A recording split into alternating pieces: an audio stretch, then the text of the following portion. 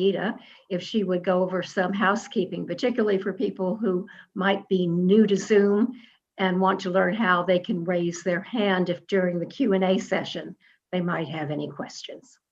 Saida? Thank you so much. Good evening, everyone. My name is Saida Harrigan. I'm a community associate with CB8, and I'll be moderating the technical aspects of tonight's meeting. So a few notes for you, particularly if this is your first meeting with us. You'll notice that you're muted and unable to mute yourself. After the co-chairs call on members of the public who wish to speak, you'll be recognized by raising your virtual hand. You can do that by going to the reactions button at the bottom of your screen and selecting raise hand. It's important not to raise your physical hand just because we may not see that. So just go ahead and use that function at the bottom of your screen. If you're on the phone, you can raise your hand by pressing *9 and *6 to unmute. Once you're recognized by the co-chair, I will unmute you and you may be prompted to confirm unmuting on your device. The chat function is available for technical support only, not to ask questions of the co-chairs. You can send me a chat if you're having any issues, and I'll walk you through them as best as I can. And with that, I'll pass the mic back to our co-chairs. Thank you so much, Saida. You're welcome. In way of background, this past summer, the Women and Families Committee did research on food pantries and soup kitchens, other sources of food for people during the pandemic.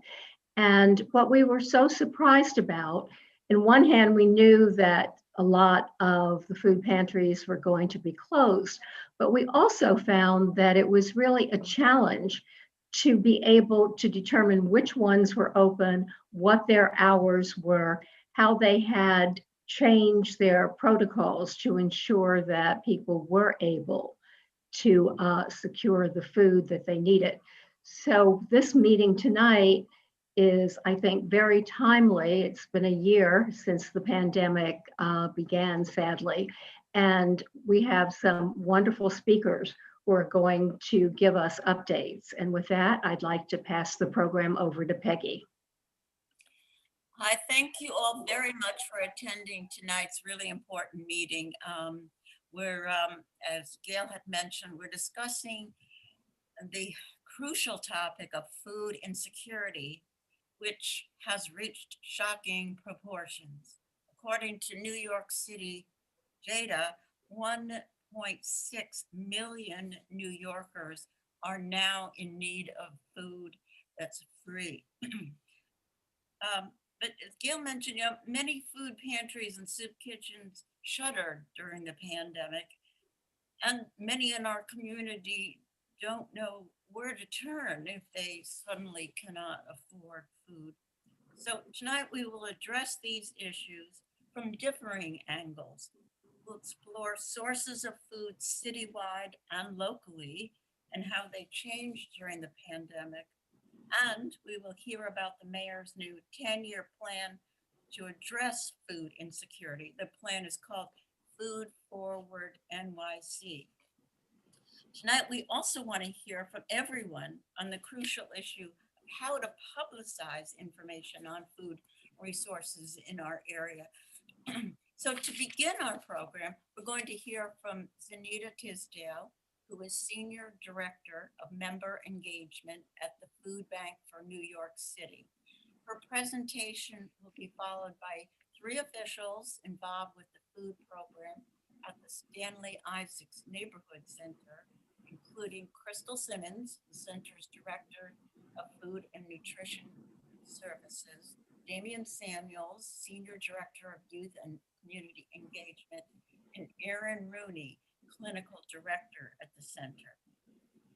Following their presentations, Adam Bermudez, Legislative Director in the Office of Council Member Ben Kalos, will inform us about the city's new Food Forward NYC program. We'll have a question and answer session following these presentations. However, we will slightly deviate from our usual form this session by taking questions specifically from Zanita Tisdale right after she speaks, since she'll have to leave right after her presentation. Anyway, so to get us started, Zanita, can you start us off with your presentation? Absolutely. Thank you so much, Peggy and Margaret. I so appreciate the invitation. And hello, everyone. I'm so grateful to be able to come and speak with you all and share information. I look forward, and I apologize in advance for needing to depart just a little bit earlier, but I will share my information and some ways to contact me should you have any follow-up questions beyond the brief couple of moments that we'll be able to speak directly. And so just as Peggy so graciously introduced me, I have the honor of getting to work for one of New York City's largest hunger relief organizations at the Food Bank for New York City. The food bank has been around for a little over 36 years. And really, we focus on making sure that we can address hunger and poverty through access to food, through access to information, and through access to resources. So Food Bank has an amazing network of partners that are integral in our ability to be able to get food to communities that need it across the city. And I see Aaron from Stanley Isaacs. They've been longtime partners of Food Bank for New York City. And so there are a number of organizations that Food Bank works with. We have over 900, we call them food assistance programs across 90% of the zip codes in New York City. But if we're focusing just on Manhattan and really looking at our resources and providers there, Food Bank has 151 organizations that we partner with across Manhattan neighborhoods. They host a number of programs. So whether that's a food pantry or a soup kitchen, or a mobile pantry where they're going into other neighborhoods to provide services. There are a host of resources and opportunities to access these resources. So I want to just start just briefly by telling you a little bit about what we've experienced, looking at a lot of what Peggy described around the significant increases to those that are needing food resources here in New York City, and how Food Bank has really worked to address this in what we believe is a really holistic and sustainable way that we support our partners on the ground. So I think as every organization and individual, we were all grappling with how do we address and respond to this global pandemic and the public health crisis and economic crisis that was deeply connected to everything that we've experienced over the last year. And I believe, as Margaret mentioned earlier, there was an instance, and it was a period between March and April of 2020, that we saw a number of our food assistance program partners need to close their doors. In many instances, we saw that this was relative to one, trying to really make sure that programs were able to reopen in a safe way, trying to really make sure that those staff and our volunteers that I always refer to as more seasoned were protected and safe during the time that they were doing their distributions, and really addressing that. And also working very closely with CDC recommendations and guidelines to support that distribution in a way that was safe both for the community and the staff and volunteers. But ultimately, during that period that I referenced, we saw about 40% of our food assistance programs across New York City had to shut their doors temporarily to really reset and create some provisions, whether that was an attempt to access PPE so that they could keep both themselves and the community members that needed those materials safe. But then also making sure that they were able to pack the grocery bags that were needed in advance to be able to distribute that product.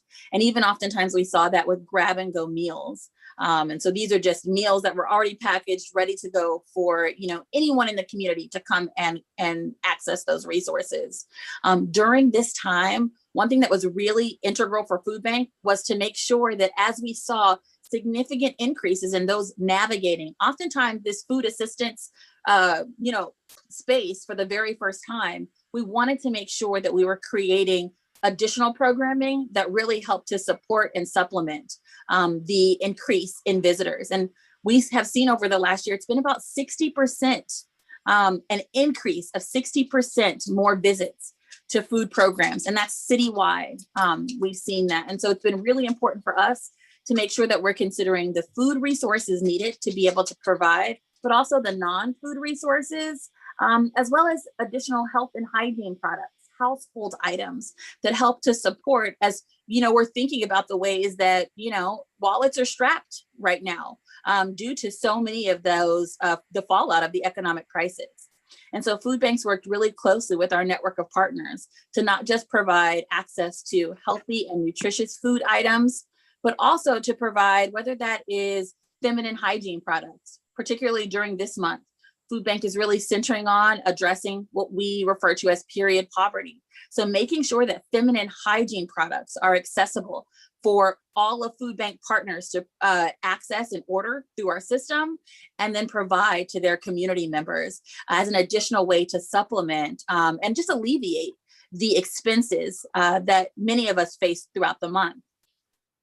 Additionally, one thing that we have really wanted to address at Food Bank is oftentimes we all know this, that us as New Yorkers, none of us, I think, live single issue lives. If we're addressing or navigating the issues of hunger in our family or where we're going to get our next meal, oftentimes we may also be grappling with additional, income support or access to public benefits that will allow us to bring in more dollars to our households, to also stimulate the local economy by shopping with local grocers and choosing food that really makes the most sense for our families. And so in addition to the food support that Food Bank works with our network of partners to provide to communities, we also really do and try to do an intentional job of addressing some beyond food challenges as well that we face as a community. And the first of which is access to public benefits. So whether that is access to SNAP application assistance, Food Bank works with our network of partner providers that are equipped to be able to either do virtual SNAP application assistance or walk community members through Access NYC so that they're able to apply for public benefits. Food Bank also has one of the largest free tax programs in the country. So whether that's free in-person tax preparation that we do at sites across New York City, or we've now created a virtual tax platform where everything is managed in compliance with the IRS privacy guidelines, and we're able to provide free tax preparation services. Ultimately, again, addressing the issues of food insecurity and ultimately economic insecurity to really ensure that we're creating greater opportunities to increase the amount of dollars that are in individuals and families' pockets so that you can make your own decisions about how you want to provide food and support the needs that you have for you and your family. And so those are really, really important programs that Food Bank centers our work on. But ultimately, we really try to ensure that when we're thinking about the ways that we're supporting increasing the ability or flexibility of existing resources in a household or throughout, individual households, we really also look at what opportunities for financial health and wellness Food Bank can provide. So Food Bank has a partnership with the Department of Consumer Affairs where we offer financial health and wellness programs at organizations throughout New York City. Everything right now, of course, is virtual. So these are virtual financial health programs that focus on how you can think about, now that we've incorporated additional resources, whether those are SNAP benefits or the earned income tax credit through our free tax preparation work we're able to support households with, really thinking about how we can create a strong plan and strategy along with the financial empowerment centers across the city to think about how there may be opportunities to decrease debt, how there may be opportunities to really work on putting together, whether that's a budget or really focusing in on SMART goals for financial health and wellness. And again, all of our programs at Food Bank are really centered in our community. So for us, it is incredibly important that in all of the programs, these are really led and designed and created in partnership and in tandem with our community members, as well as our agency partners. That is really integral because for us, it is important that we're centering the voice of those that are recipients of any program or resource that Food Bank has to provide, and really making sure that in the way that we provide those services, we're really thinking about what's feasible, what is a service that we can provide with dignity and respect, and what really is centered on cultural relevance. So whether those are food items that we provide for specific communities, it really is important to us to make sure that when we're talking about food, we're talking about culturally relevant food items, that we're really exploring opportunities and access, whether that is the increase of halal food items that Food Bank provides to our food pantries and soup kitchens, or kosher food items that are provided to our food pantries and soup kitchens, but also making sure that there's diversity in other areas of food offerings, like produce, for example. So when thinking about all of these areas, Food Bank over the last 12 months in partnership with our organizations has really centered on addressing all of the challenges that we've all experienced from a holistic perspective. For us at Food Bank, because the work that we do really centers on our nonprofit partners that community members engage with every single day, it was really important that we made sure and created opportunities, not only to provide more food resources, but also to provide the infrastructure support that was needed to really manage a lot of the increase in visitors that many of our partners have been seeing. And so what does that look like? That looks like a $14 million investment that Food Bank made to the Emergency Food Network in the last 6 months. And this is an investment that is spanning our current year, which is from July to June of this year, but really making sure that when it comes to the ability that we were hearing from our partners, I need to be able to provide more fresh produce, but I don't have a way to safely store that product. We were able to come in, and we've been providing throughout the year, whether that's commercial freezers and refrigerators, to be able to ensure that our partners get access to not only the fresh foods, but also that they're able to make sure that they're distributing that. So I wanted to share a quick story. I was talking to some of my colleagues and folks on my team that work specifically in Manhattan, and I wasn't sure if anyone's familiar with Ascension Outreach. They're a longtime partner of Food Bank in Manhattan. And so they shared just a couple of pieces of feedback that I wanted to just read really briefly. I'm trying to keep an eye on time. So please let me know, Peggy, if I need to pause here. Fine, thank you. Okay, okay, great. And so I just wanted to share this. One thing that this partner flagged for us, we provided them with commercial freezers and commercial refrigerators. They said, we've been able to literally order tons of frozen protein. So this is fresh and frozen chicken, beef, pork, and keep it in the 2 commercial freezers that we've obtained from Food Bank. This has been incredibly helpful in our process of switching from canned proteins into fresh proteins that we've now been able to provide that help to address high sodium content that we were seeing in our food program beforehand. In addition to the freezers you all provided, we obtained 1 double-door refrigerator, which enabled us to expand the ways and times that we receive fresh produce. So both of these equipment items have been integral for us to help improve how we serve our pantry visitors. And so this was for us. Oftentimes we're hearing about increased need for specific food items. And I want you all to really know, and it comes from, again, being centered in what our community is telling us, is that when we go to the grocery stores, there are certain food items that we're all aware of that oftentimes have a much higher price point.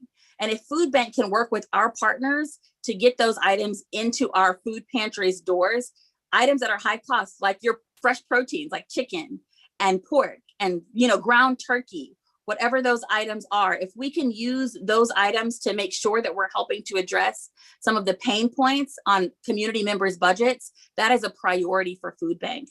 We see the same thing with produce. I know I don't live in Manhattan, but when I live in Queens, but when I lived in Brooklyn, I would go to the grocery store and a bag of lemons would cost me almost $5. And so most times I said, I'll skip the lemons. As much as it'd be nice to maybe have some lemons, I don't need them. And oftentimes those are choices that we all have to grapple with when we go to the grocery store.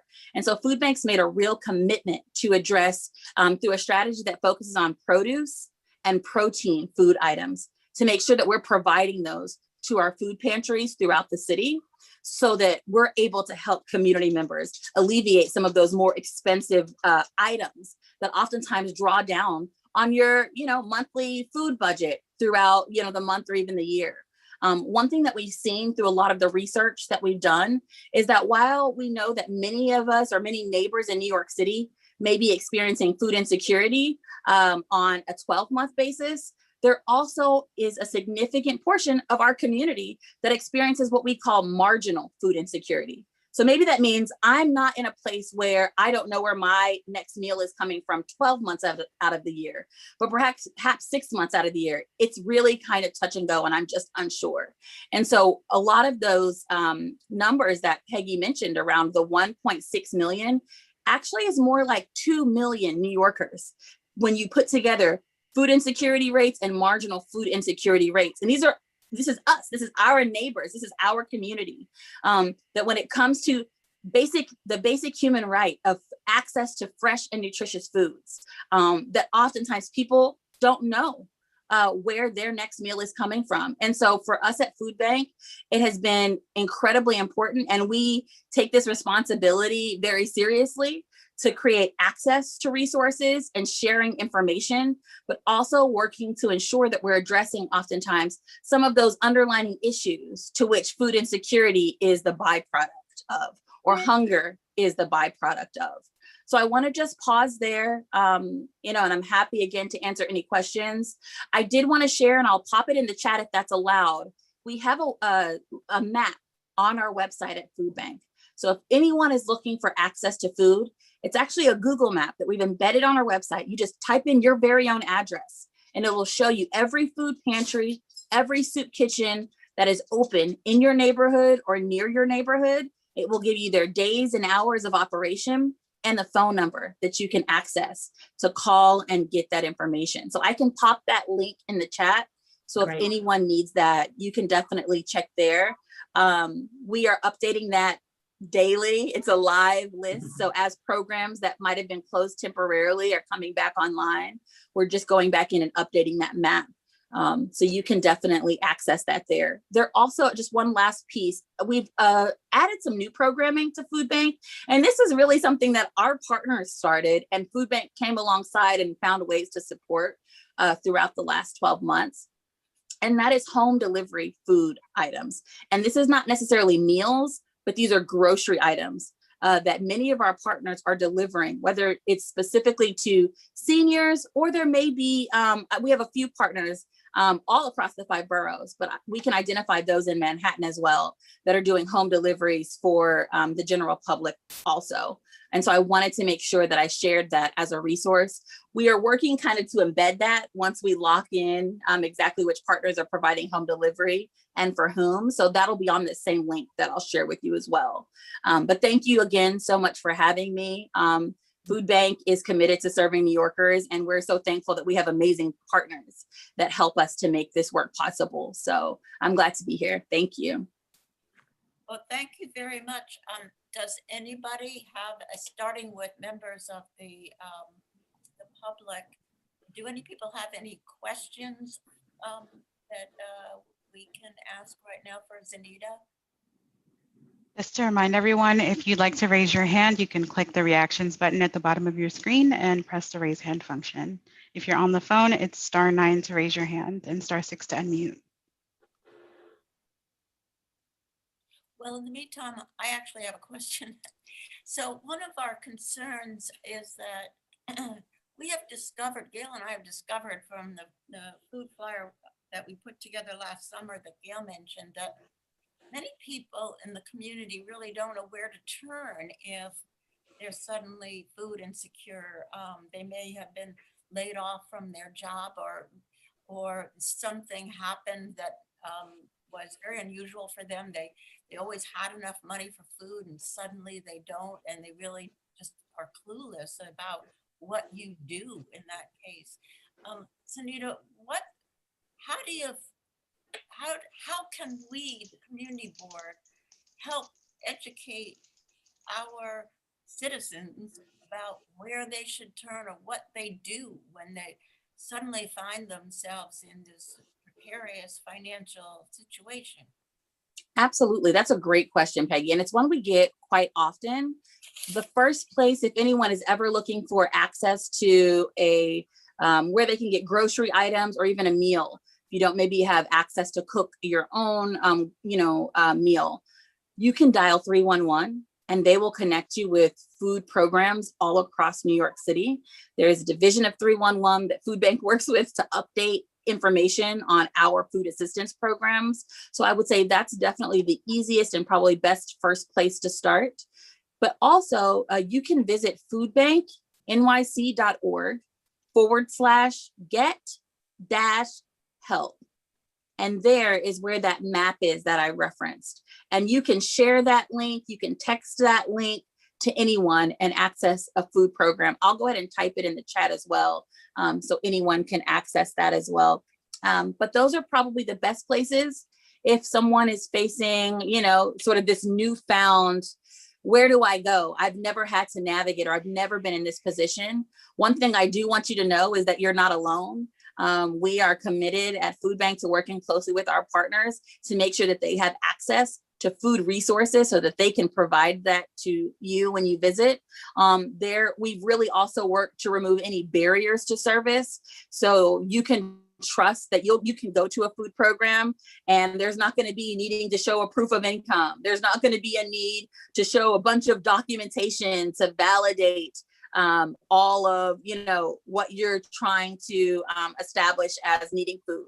So I want to just make that clear as well, is that we do operate food programs on an emergency basis. So your first time visiting any food program, you can go and you can get food, and we want to make that accessible. But Food Bank is more than happy to help folks navigate that through our website, but also 311 is a great resource to just find a food pantry or soup kitchen in your neighborhood. And let me trouble you with one last question. The SNAP program. Mm-hmm. So can you just give us a little bit of information about who qualifies for SNAP? Do you have to perennially be low income? Or if you lose your job suddenly, can you qualify for SNAP? Or where does SNAP fit into the picture here? Yeah, that's a really great question. And I wish I had a little bit more information. I should have asked a couple of my colleagues in advance for more information on SNAP. There definitely are income eligibility criteria to access SNAP. I know there is pandemic SNAP relief that has been accessible, and that's been connected to some of the economic crisis that we've seen. So whether that is eligibility based on your qualifying for unemployment and things of that nature, I definitely would recommend checking the HRA city site for access, or Access NYC. Any community member can go directly to Access NYC to apply for SNAP benefits, understand the supporting documents that are required to submit an application, as well as find a local CBO that is a SNAP application assistance site to be able to access that. So that may be your best first place to start to get very specific information on how you may qualify for SNAP access, and then how to go about applying for that resource. Thanks very much. Are there any other questions? And just one, Sunita, I was really impressed. I had no idea of all of the ancillary services that the food bank provides. And my question is, what is the best way to do outreach to our community to be able to support the good work that you're doing? Because I think that people probably aren't always aware of exactly what the food bank does. And I'm sure that particularly with the increase in need, that you also need support at minimum financial, I would assume. And what is the best way to let people know how to support your very important initiatives? Thank you for that question, Gail. Yeah, that was really a great question. And so I would say, one thing that Food Bank is really working at is trying to make sure that we're involved in conversations like this. So thank you so much for the invitation to make sure that we can speak about the work and help to broaden awareness about the resources. There are opportunities to access flyers, whether those are digital flyers or physical flyers. So if there are community centers or locations that you want to place a flyer at, Food Bank really can point people to our Get Help. We have some Get Help postcards. So if you are with a tenants association and you're listening in and you'd like to get some materials, we can work on sending those materials over to you, whether that's electronic version, if it's something you want to email to a listserv that you have access to, or physical copies of flyers. Food Bank is definitely interested in using that to spread the word. We also are doing, and I wanted to point out one additional sort of new partnership that Food Bank has started with Get Out the Vote. So we all know that ranked choice voting is new to New York. And so Food Bank is really going to start doing some work. We have an annual conference with our partners. And so we want to start promoting and education for the community on what ranked choice voting looks like, how you can do ranked choice, how to navigate that when you get to the polls. And so that's another resource that we'll be providing. This is all will be on Food Bank's website. So you can always feel free to visit foodbanknyc.org. If you're looking for opportunities to partner, whether that's through volunteering, we have a lot of virtual volunteer opportunities right now you can find on our website. Some of those are letter writing campaigns. We really have wanted to foster a sense of community during this time. So we have a Dear New York campaign where if you want to write some uplifting, encouraging words to a visitor of a local food assistance program, when they get their groceries, they'll get just a kind note from a neighbor New Yorker. That's a campaign that we do throughout the year. We've gotten a lot of families involved in that, so everyone can write a letter. And then we also have opportunities if you're interested in either donating or advocating for the food bank. $1 provided to Food Bank helps Food Bank to provide 5 meals to our nonprofit partners that provide food on the ground. And so you can do that through our website. As well. But then we also have an advocacy sort of street team. And so if you're ever looking for ways, right now we're doing a lot of work talking to our city council elected officials as they consider budget considerations and really making sure that the $25 million investment into food assistance programs that came as a result of the pandemic relief funds will be an annual contribution to food assistance programs going forward. It's a really important policy piece and a budget consideration that we believe will really ensure sustainability for programs that are still seeing a large volume of families and individuals seeking support. And we anticipate that that need will continue for at least the next 18 months. Thank you so much. I think that also Betty Cordova has a question. From unmuting, Betty. Thank you so much. And thank you, Zanita, for a wonderful presentation. I had no idea that the food bank did so many amazing things. The question that I had is, you talked about a $14 million investment, which is really incredible, and all the different resources. And how do you decide where the resources go, and based on all the different needs of all the different communities out there? Yeah, that is a really great question, Betty. And it's something that Food Bank takes into very careful consideration. What we do at Food Bank is we take a look at a lot, and everything that we do, really. We're really looking at the data at the city-wide level. So for us, it's really important, and we understand that food insecurity is pervasive across New York City. But we understand that there are different communities across the city that may be more disproportionately impacted by poverty and food insecurity, based on something that we refer to as PUMA data.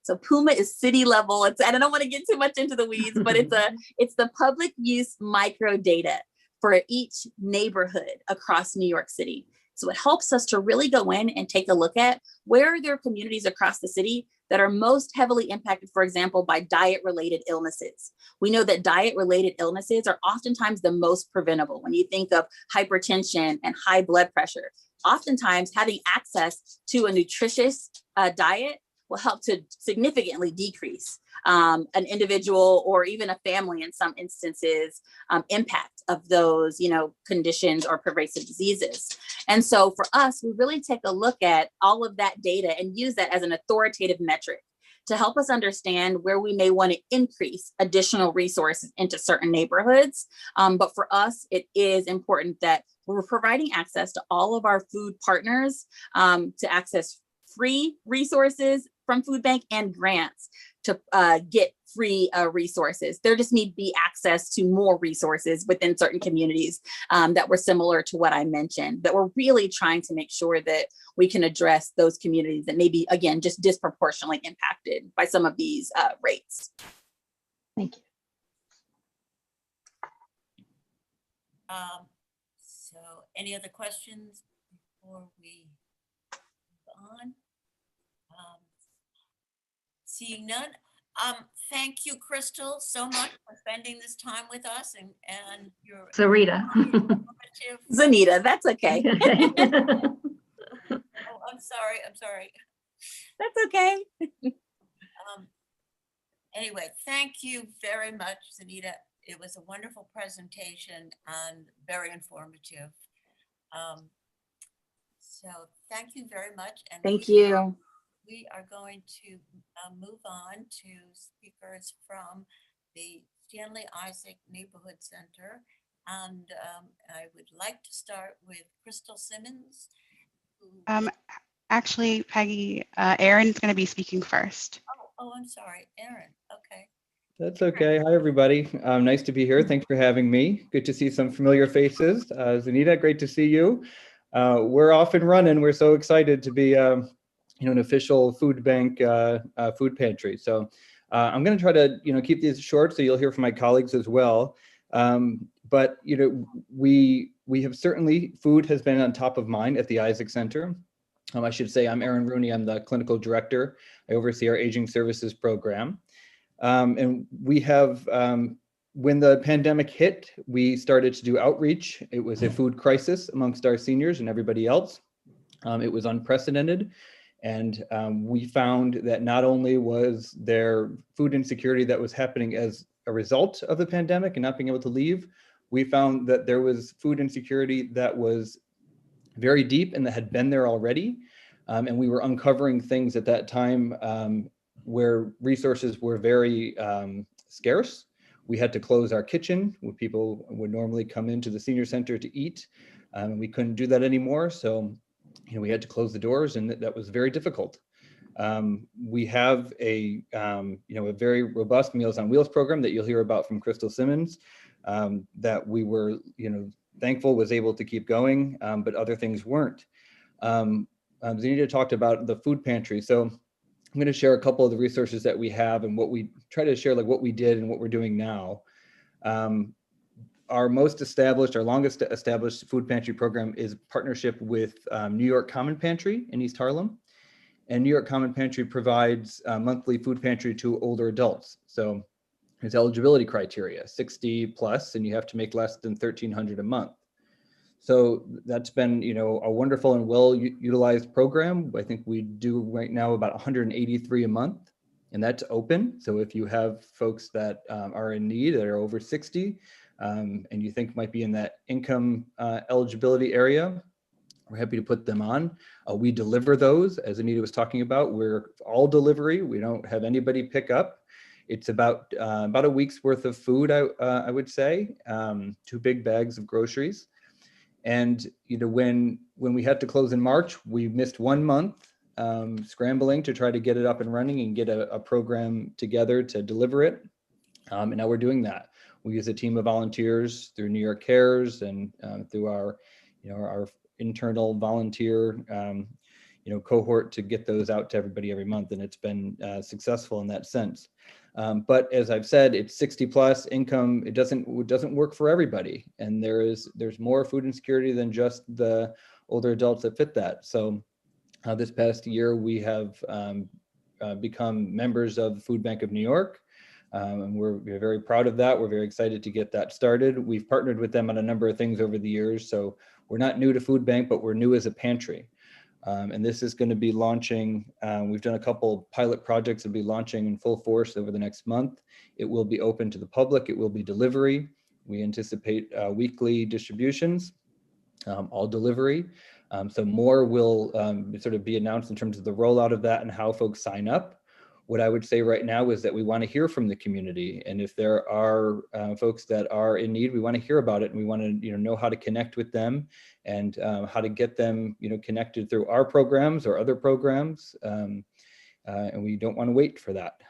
This is something that's very essential and something that can't wait.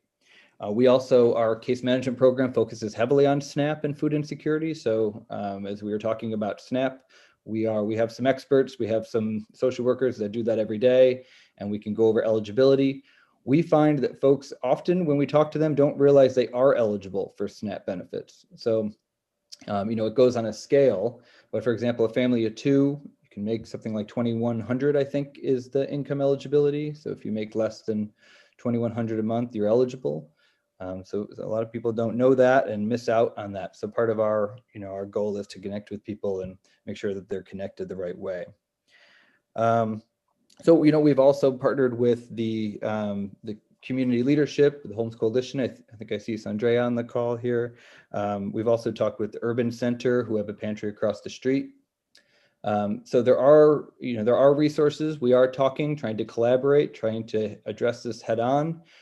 We are eager to be cooking meals again for our seniors, and you'll hear about our Soups Up program from Crystal as well.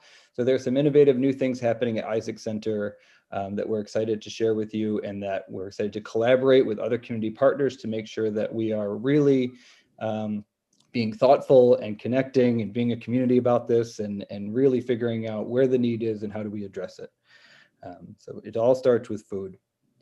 So I think I will at this point turn it over to my colleague Crystal Simmons to share more about our Meals on Wheels program and Soups Up.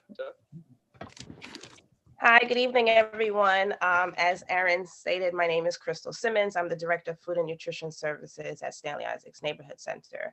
So I'm not sure as far as how much information you know about the Meals on Wheels program, but Stanley Isaacs has been delivering meals to the community for, I think, over 50 years now.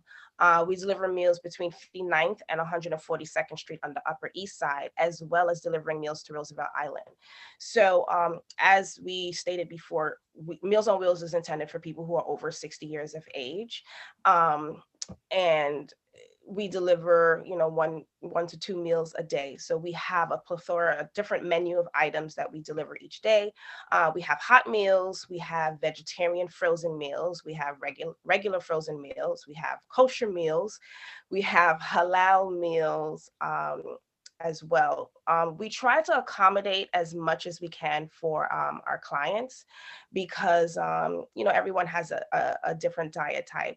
In regards to the frozen meals, it's really intended for our seniors that have more than one doctor appointment a week, and we never want a client to go without meals. One of the things that we've seen throughout this unfortunate health crisis was an increase in our Meals on Wheels clients. So we were most probably receiving more clients than normal. We increased by about clients, I think, within the first month, which is about 18 to 20%. And the good thing with Stanley Isaacs is, once we received our referrals, we were able to start delivering to clients within 24 hours. Because of this health crisis, as Aaron stated, a lot was uncovered, right? So we have a lot of clients who express some sort of food insecurity, and we just wanted to make sure that, we just turned on meals as much as possible. Like I said, we deliver between 59th to 144th Street, and we have our subcontractors, which is Union Settlement and Carter Burden, that delivers on Roosevelt Island. Now, in regards to the Soups Up program, the good thing about Soups Up is it's not just for people who are over 60. So if you do know anyone in your community who is under 60 and you're interested in the Soups Up program, please, reach out to me. So Soups Up is really a program that was created by our youth side, which Damien, who oversees that. And Soups Up, so basically clients will receive, and I have a little box right here because I like displays.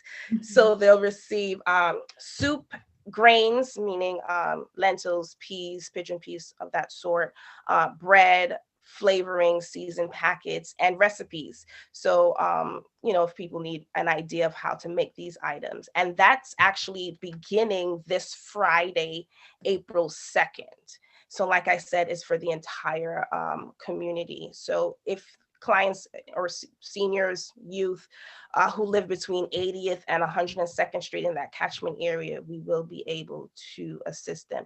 This is a supplemental meal program. So if anyone's interested in home delivered meals, as I said, home delivered meals is only 7 meals a week. But as we all know, 7 meals is not going to be enough because it's intended to be lunch. So if that's why we created the Soups Up program. So it's a supplemental in addition to.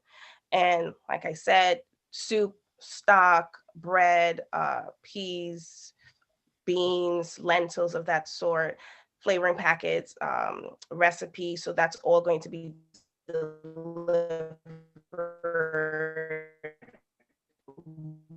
once a week on a Friday, and it's intended to be about 6 to 7 meals.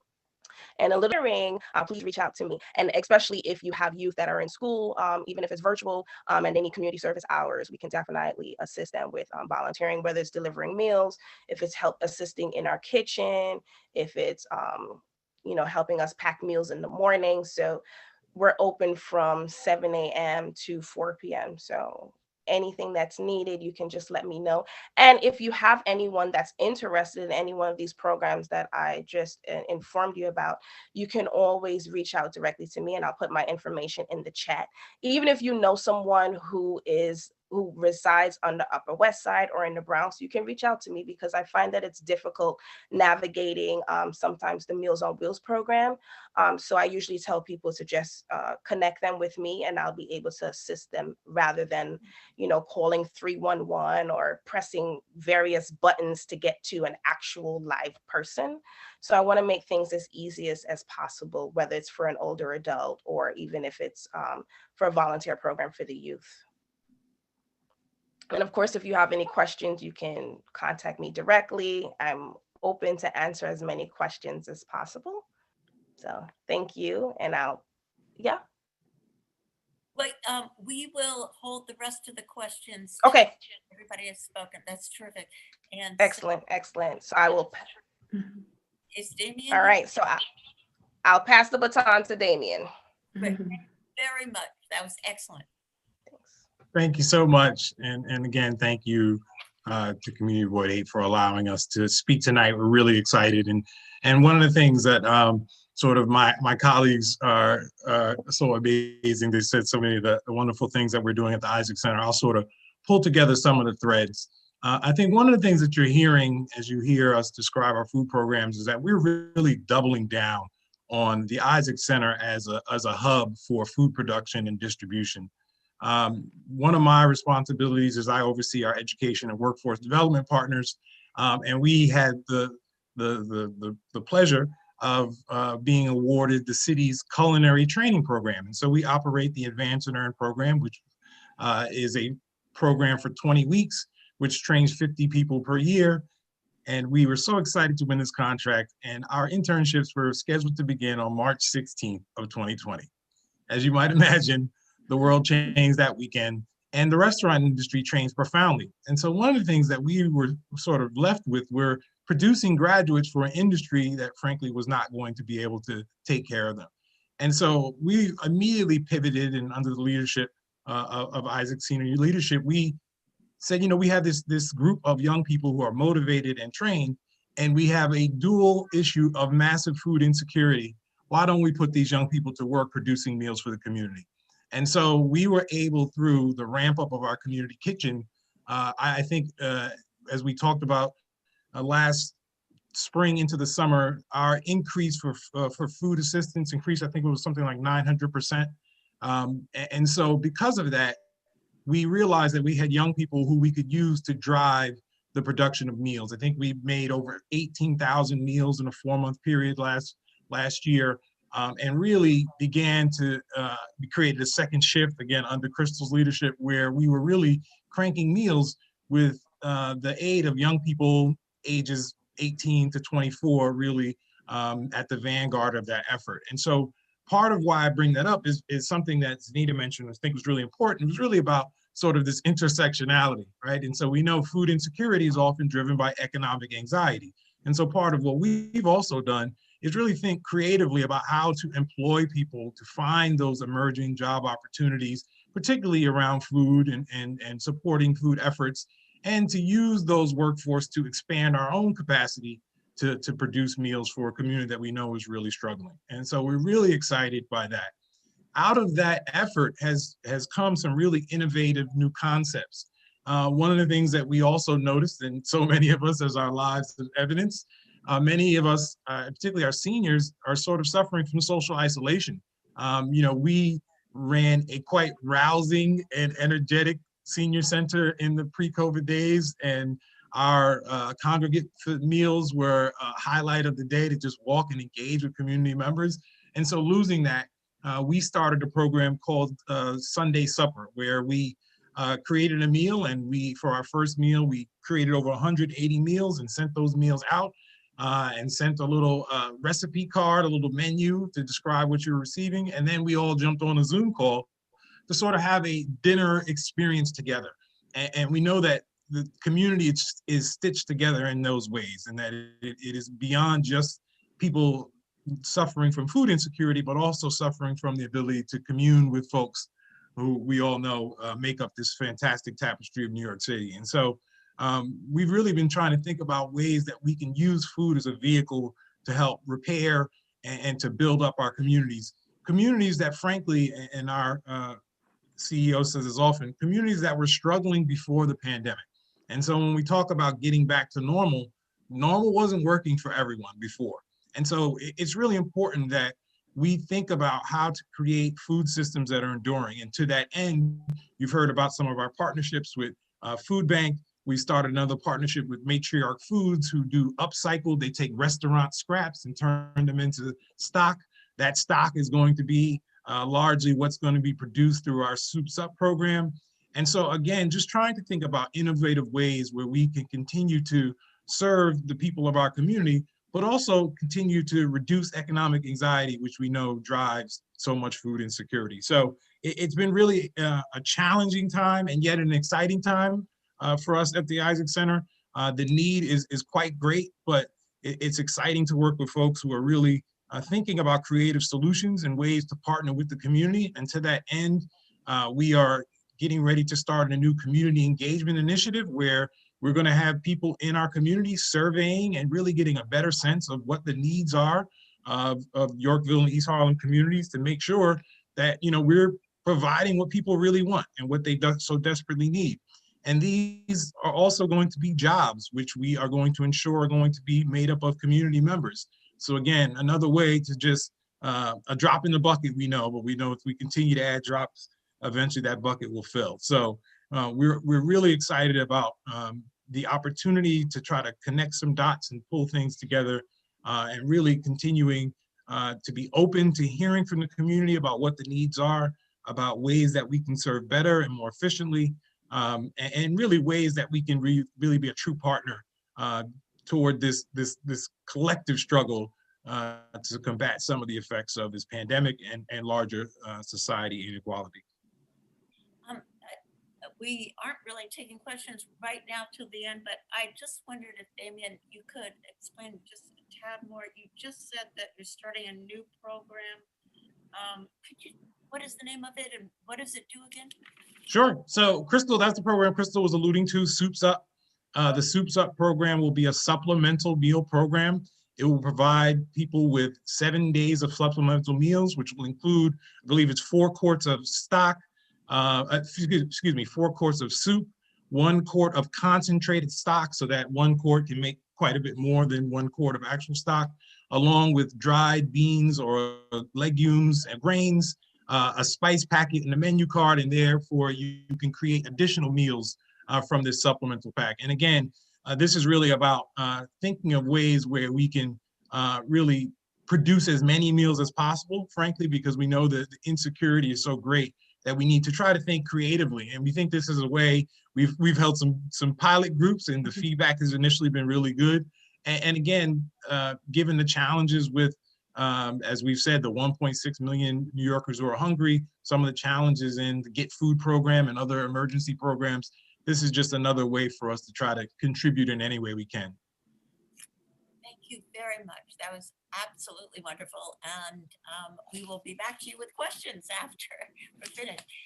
In the meantime, Adam Bermudez with the Office of Council Member Ben Kalos, you're here, right? He's here. Yeah. Here. Hello? Yes, we can hear you. Very good, very good.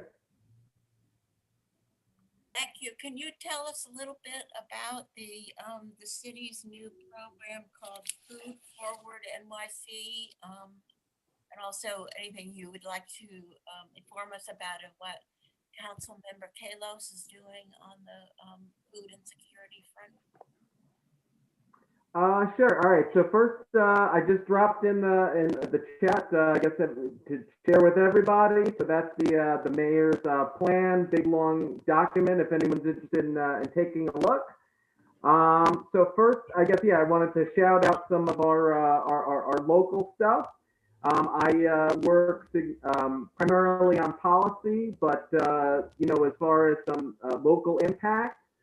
I know there's great work being done by the Food Bank of New York, speaking earlier. I also wanted to give a quick shout out to the New York Common Pantry.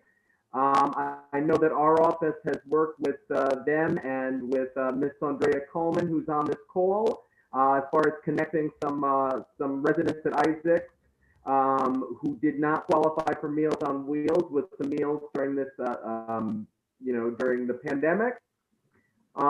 Something else I just wanted to, as far as schools, Councilmember Kalos was one of the strongest proponents and really helped spearhead the efforts back in 2017 to connect New York City public school students universally with school meals.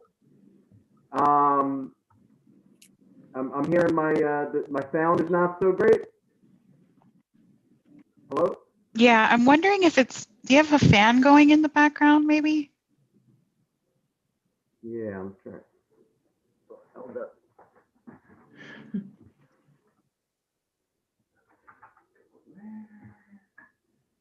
don't know if it's the fan, but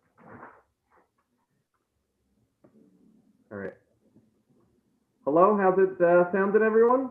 Yep, that's better. Better. A little better. Okay.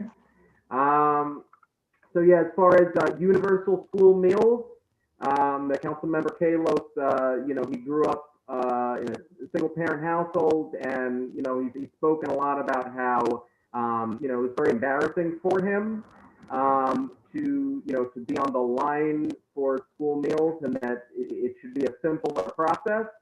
So as far as some initiatives that our office has funded, the soup program sounds fantastic. We have a similar initiative that we funded called the Fresh Food Box, where you pay 1 week in advance for a pre-assembled box of healthy fresh fruit and vegetables. It's grown primarily by regional farmers and sourced through the Grow NYC wholesale program.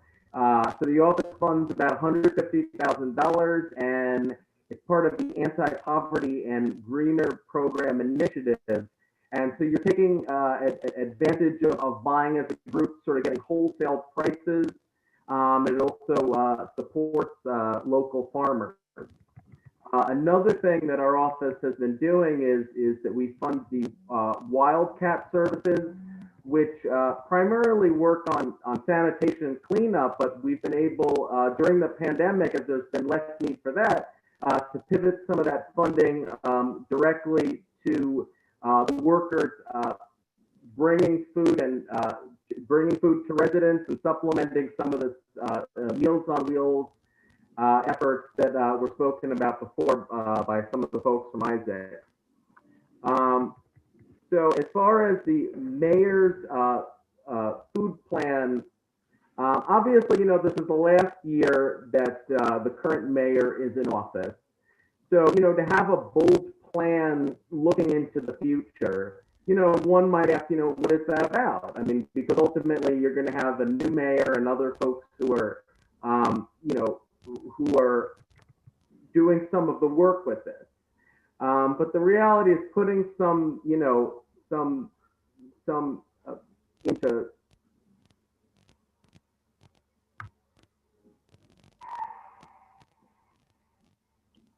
Adam, are you there? I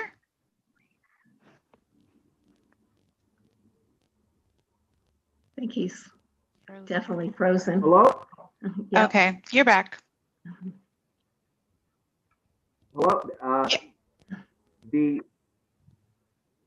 Adam, you might want to try turning your video off and it'll help with your audio. Let's do that. You guys.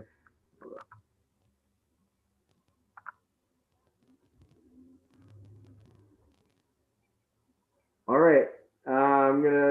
Hopefully this will be a little better. So as far as the mayor's food plan called the Food Forward NYC 10-year plan. So it's a goal that all New Yorkers have multiple ways to access healthy, affordable and culturally appropriate food. So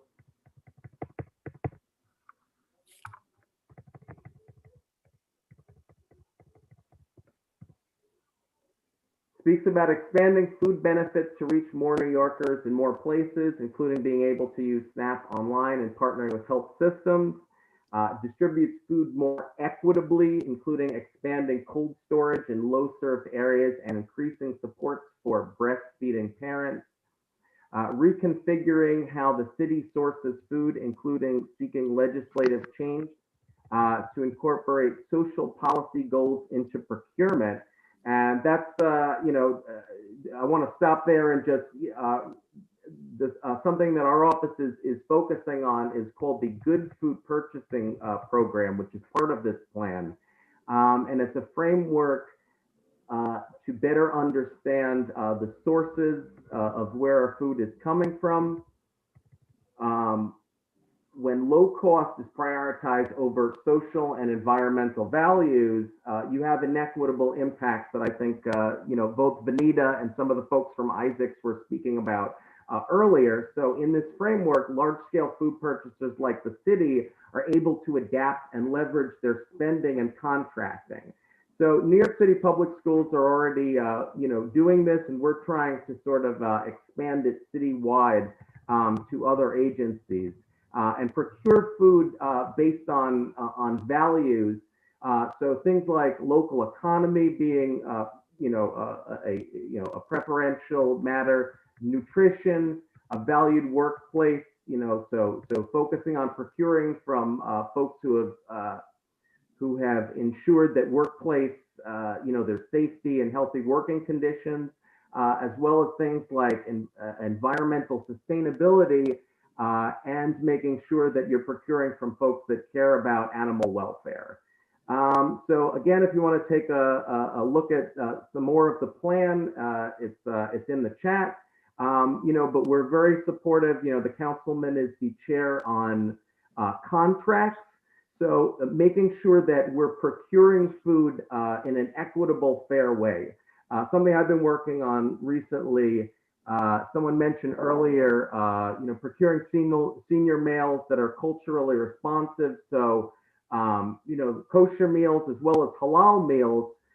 There's been a lot of reports that, kind of the quality of the halal meals has sort of not been up to par. So again, we're working to try to make sure that we're procuring, the best food that, is quality, is culturally responsive.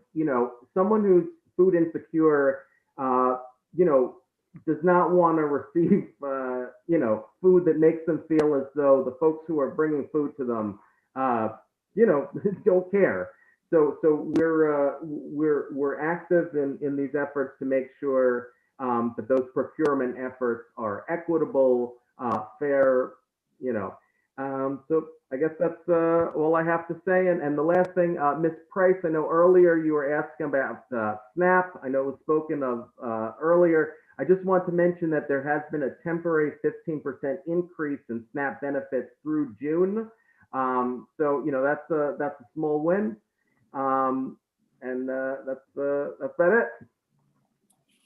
Thank you very much. I appreciate that. And we will take some questions from first the public and then the community board. So I see Sandrea's hand is up, but let me just see before we call on Sandrea if any members of the public have a question. Seeing none at the moment. Sandrea, yes, you're up.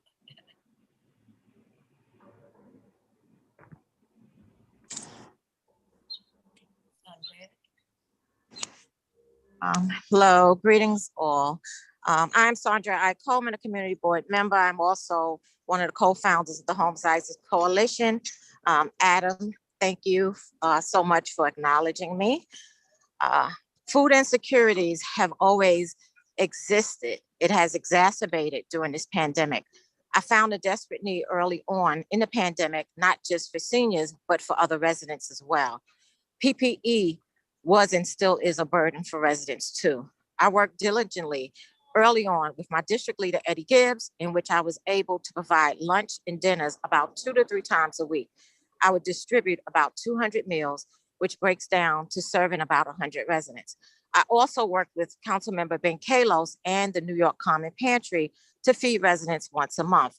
I was also able to identify residents and work with the Isaac Center to provide names of non-senior members or seniors that are not part of the center. I would like all the information shared by the food bank presenter, possibly via email is fine, so I can share information with residents of homes in Isaacs Towers. Thank you, and thank you for finally acknowledging my hand. Thank you, Sandra. Any other members of either the community board or the public have a question? Okay, I just have a question for Adam. So the mayor's new Food Forward NYC program, what kernel of the problem is it meant to address? Is it just a general effort to make food procurement for the needy better, or is it addressing anything specific that's happened during the pandemic that we need to avoid in the future? Can you give us a little insight about what, other than the 5 points that it addresses, what is the essence of why this was created? Well, Ms. Price, what I would say is that, you mentioned about being responsive to the pandemic. And I think that it's reasonable to say that, this is it's like a 10-year forward plan that was definitely, maybe being envisioned before the pandemic. And it's not necessarily, let's say, an action plan for some of the things that need to happen right now. Now, that being said, I think, one thing it does is it frames the conversation on food insecurity in some of the ways that, I think that, Vanita from the food bank and the folks from Isaacs were speaking about, food insecurity is not just, folks need food, but it's what the, it's how do we make sure that that food is nutritious? How do we make sure that that food is sustainable? And how does it sort of fit into a larger framework? So that's where, the particular thing that, that I've been working on, and a bill that Councilmember Kalos has on something called the Good Food Purchasing Program. It's this national movement among lots of different, states and municipalities. And again, when some people hear value-based procurement, and that sounds, but it's real concrete in terms of like what values when we procure food. Are we procuring nutritious food? Are we procuring food that, is, from farm that are being, a farm that has better practices for its animals is, that's creating better food, So again, what is the plan about? It is definitely not a plan for here's how in the next 3 to 6 months we can tackle some of the unique issues of the pandemic.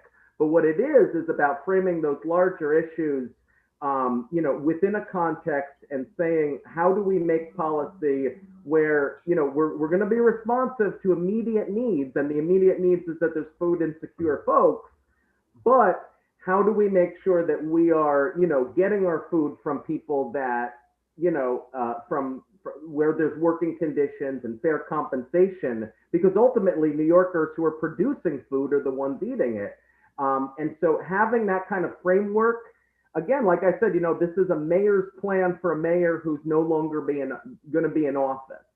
So I think, you know, that there are some important values that he and other folks who are, you know, committed to the plan are looking to, you know, to stake out right now, and to say, whoever's going to be the next mayor, whoever is going to be the next legislators, you know, we want you to be responsive, you know, to this kind of way of looking at food procurement, that it's beyond just, you know, getting the cheapest food.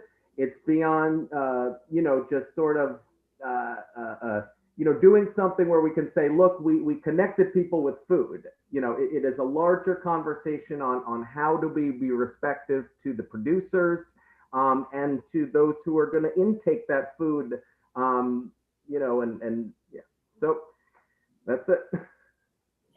Peggy, building upon what Adam has just explained, I think it's important to also just recognize that Food Forward New York City is the first 10-year policy plan that's so comprehensive that the city has ever had. And as he pointed out, it's building upon the temporary program, but trying to go so much further. And as I understand it, it's also looking ultimately at what the supply chain will be for feeding New York, and looking at ways to create additional jobs for New Yorkers, not unlike what Stanley Isaacs is doing with its new program of teaching young people how to cook and prepare nutritious meals.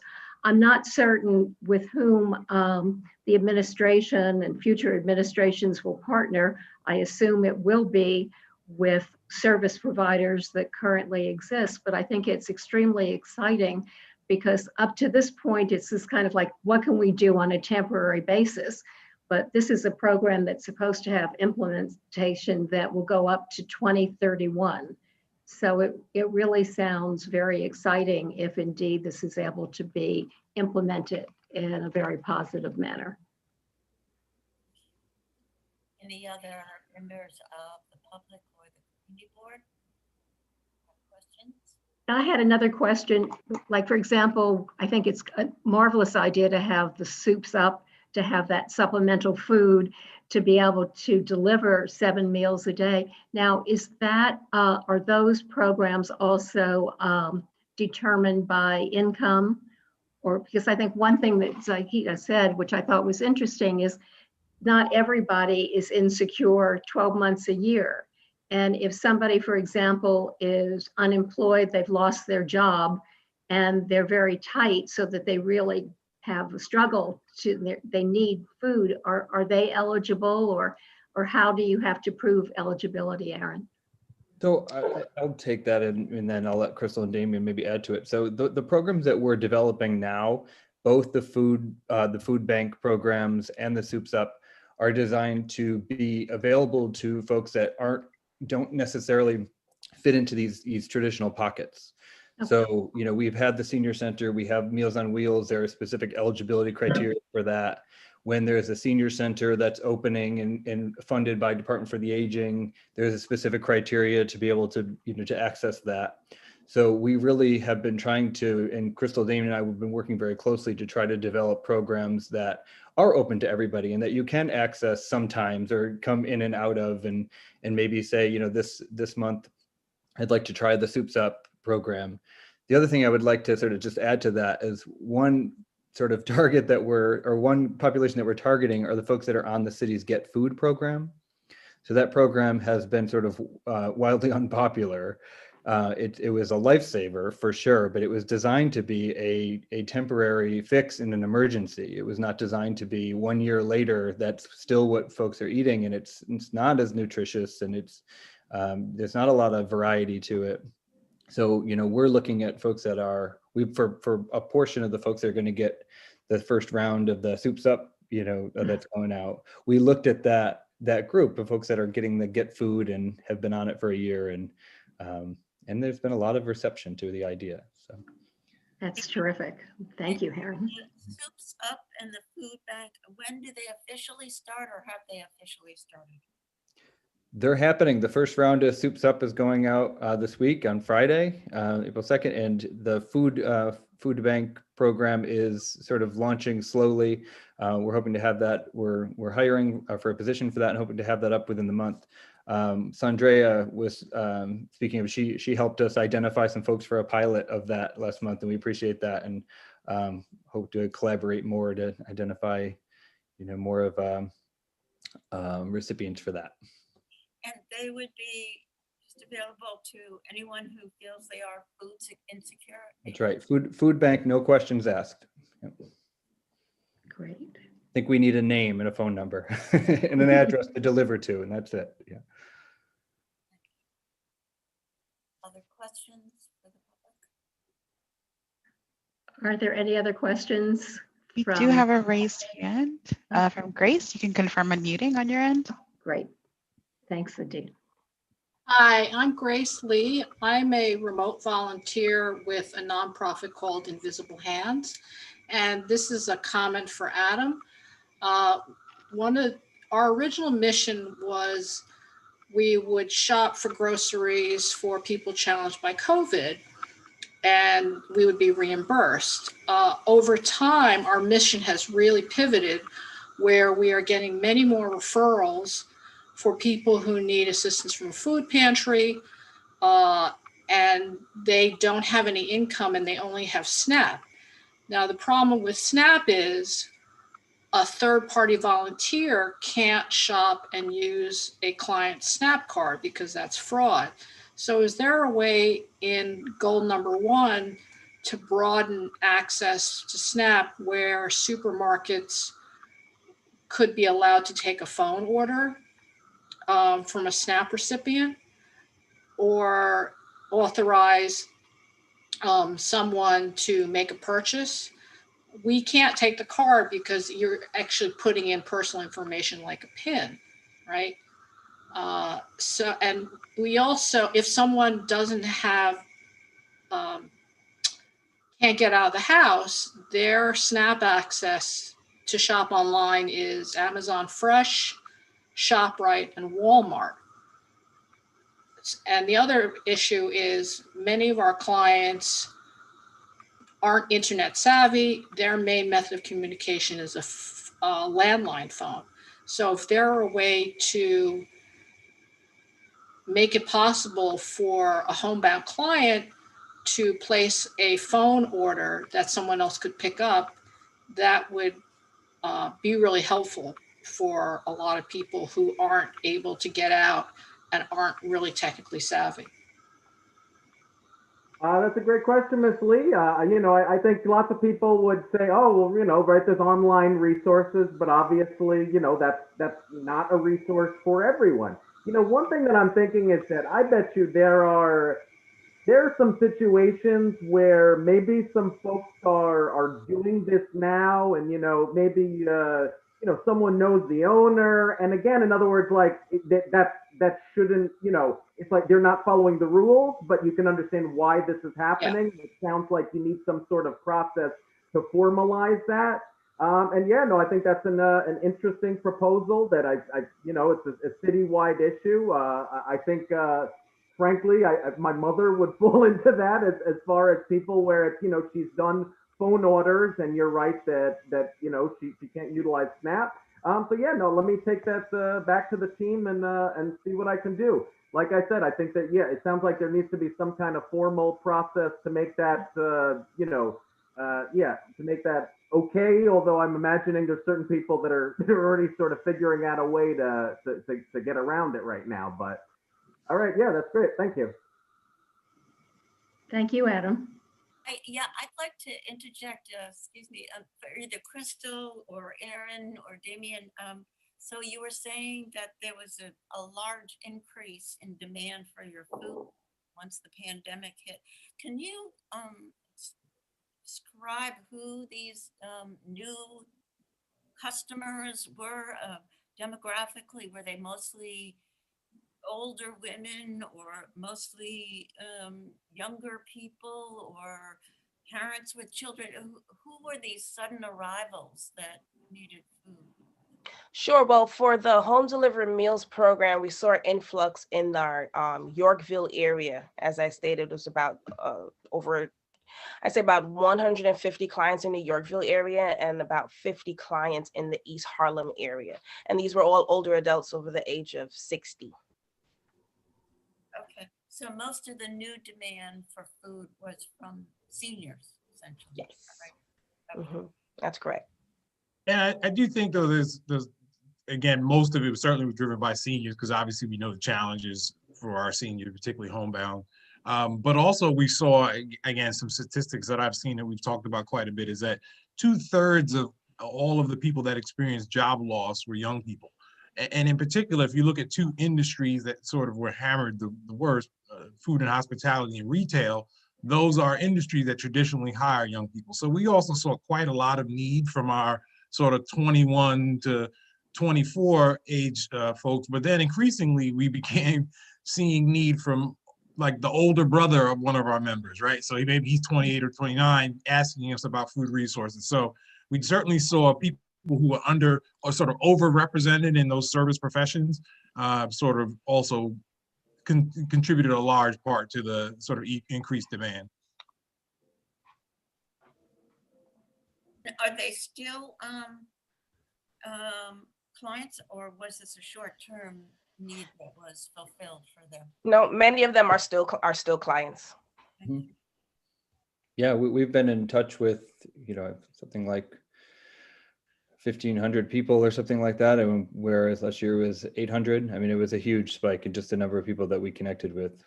We also went back into our list of active participants over the last few years, and folks that were quite independent and weren't in need, all of a sudden, were finding themselves in trouble. So, and that's across the board with age. Thank you. I want to ask a question, if I may, of everybody, if anybody has any thoughts. As we mentioned initially, we have been concerned about the fact that we have found that a lot of people in the community really don't know where you turn if you suddenly lose your job, if you suddenly find yourself in kind of financial straits. And we'd like to try to publicize places where in our community where you can turn for food. I don't know if anybody has any thoughts about what the community board can do, should do. There's some other way to get the word out.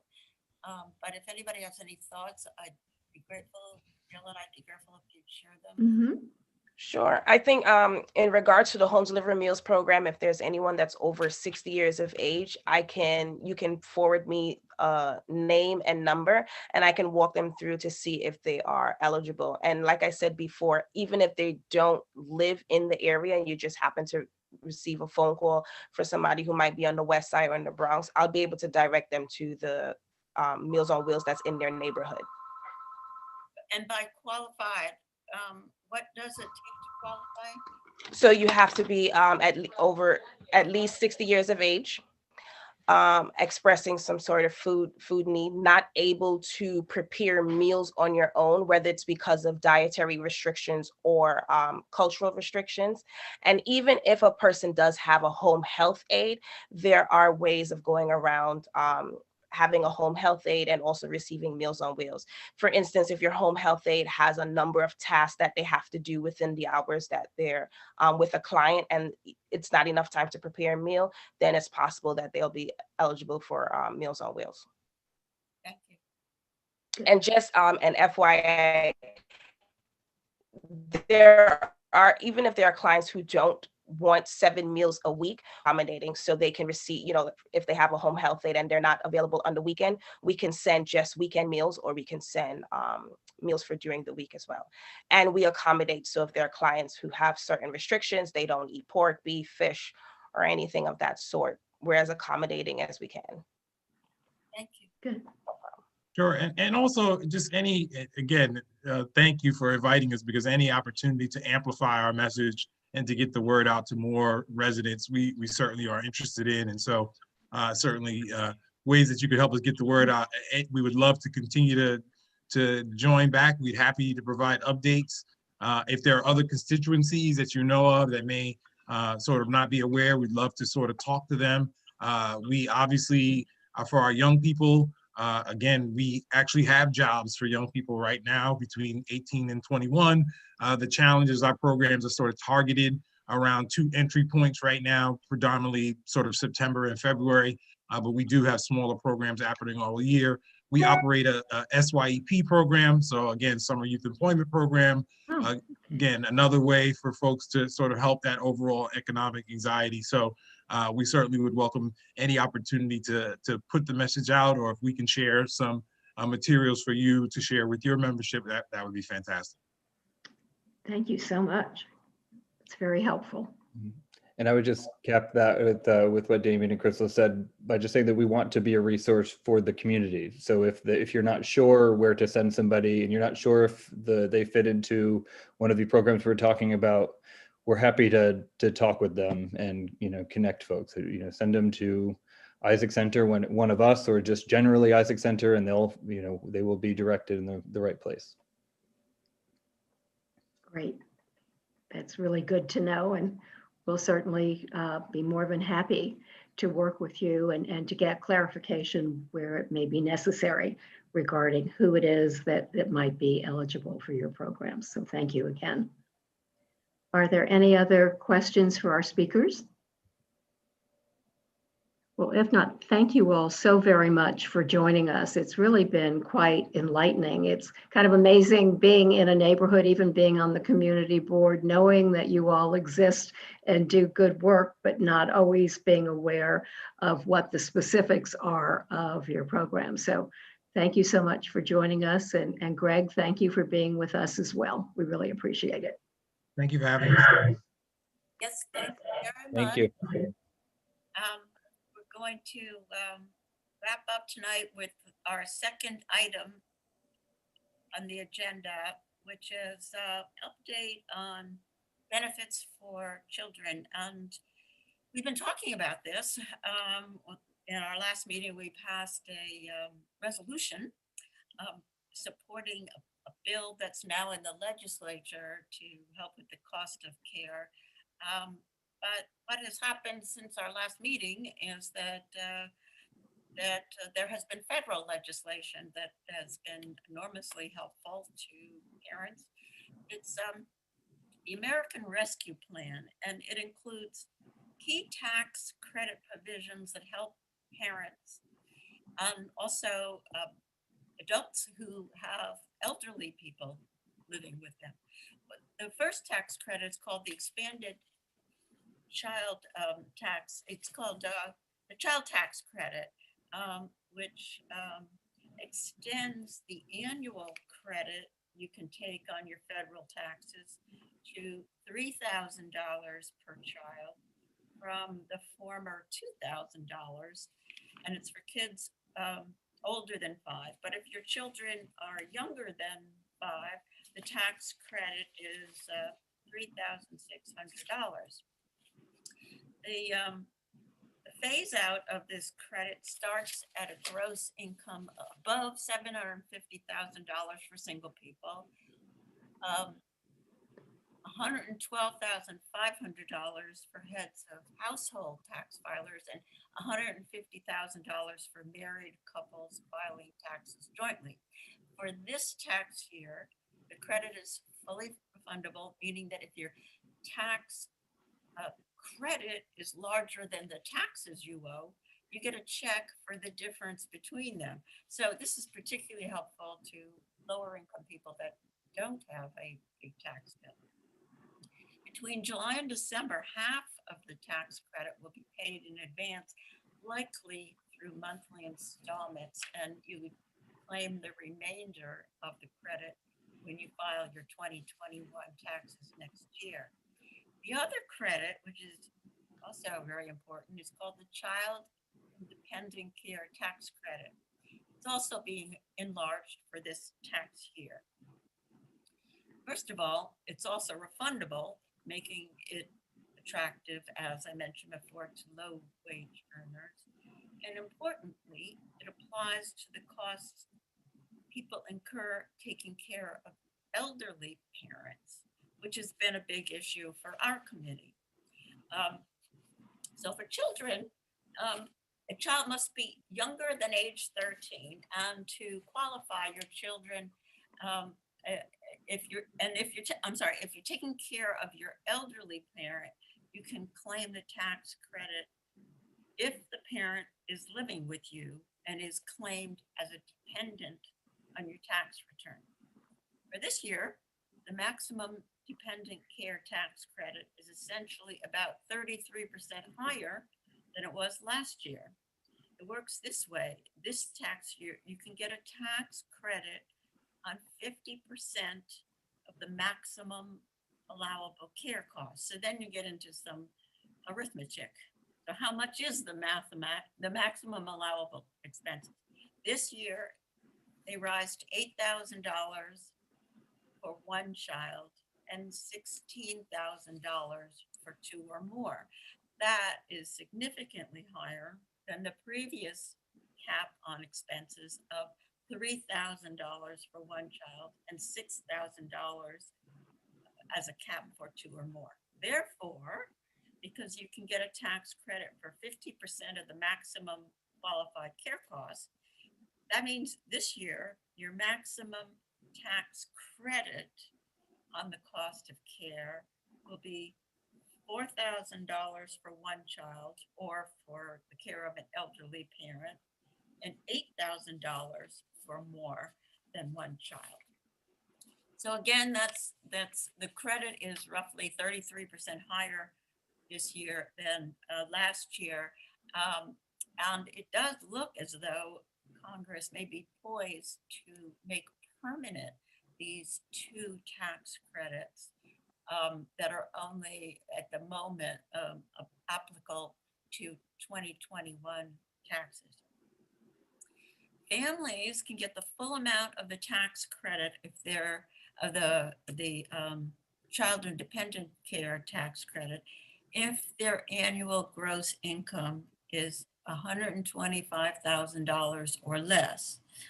Above that level, the amount of the credit declines until it reaches zero at incomes above $440,000. So essentially, it applies to almost everyone, which is really terrific. And should be quite a large help between those two. The child tax credit and the child and dependent care tax credit are both quite a boon for parents.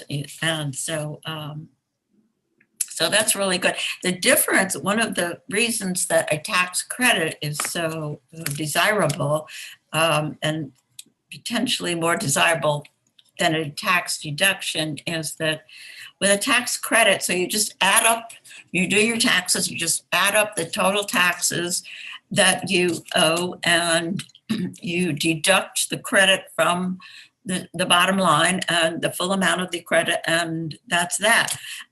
So it's very simple to do and desirable in the sense that with a tax deduction, you're taking deductions on different items before you get to the bottom line. And that's sort of questionable because the government keeps changing what you can take deductions for. So it isn't a very reliable source of reducing your tax bill than a tax credit would be. Anyway, so that's the update. If there are any questions, please let us know. Just a reminder, you can raise your hand by going to the reactions button at the bottom of your screen and pressing raise hand. I don't see any questions, and if there aren't any, is there any new business?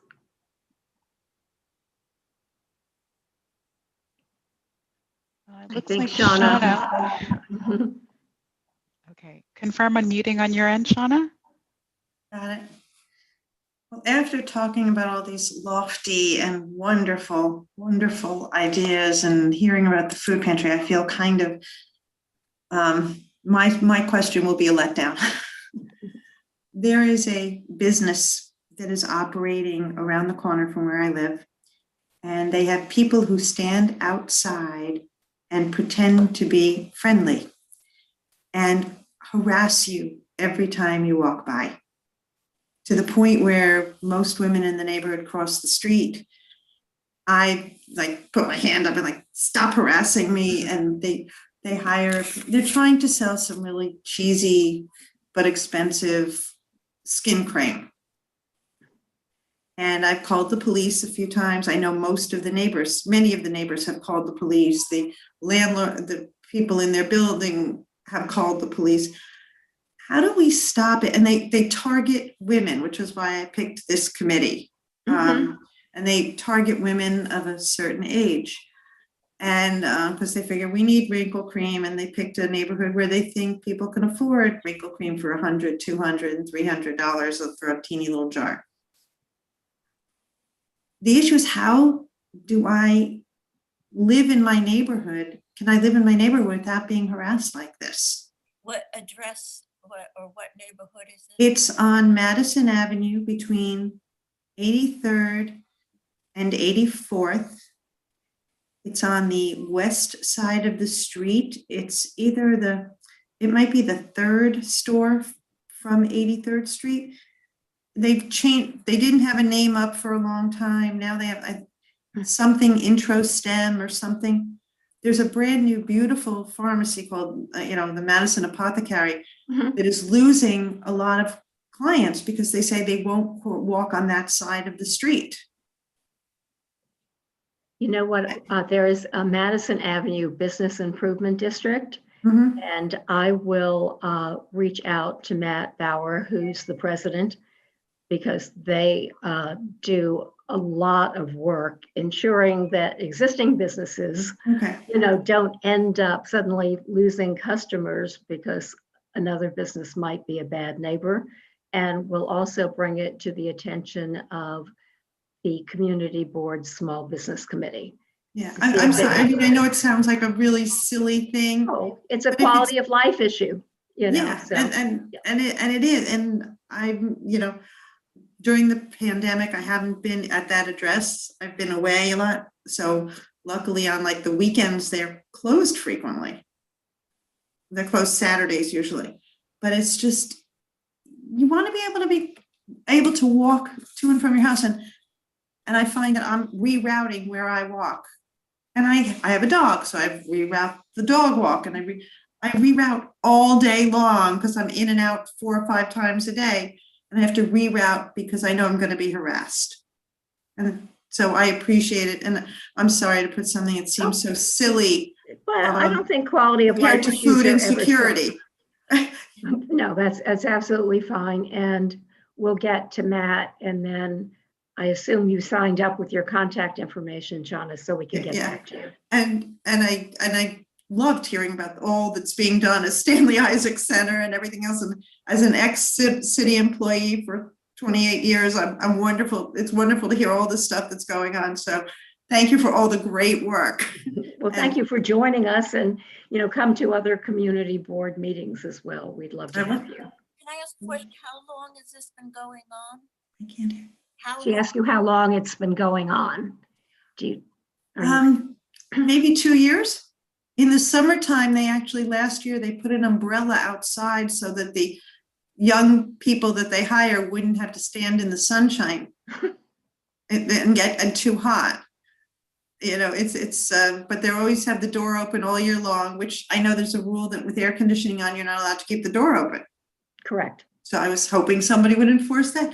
We've had the police come, but I don't think the police have issued any violations. So it's not costing them anything, and they have a high turnover of young, good-looking people working there.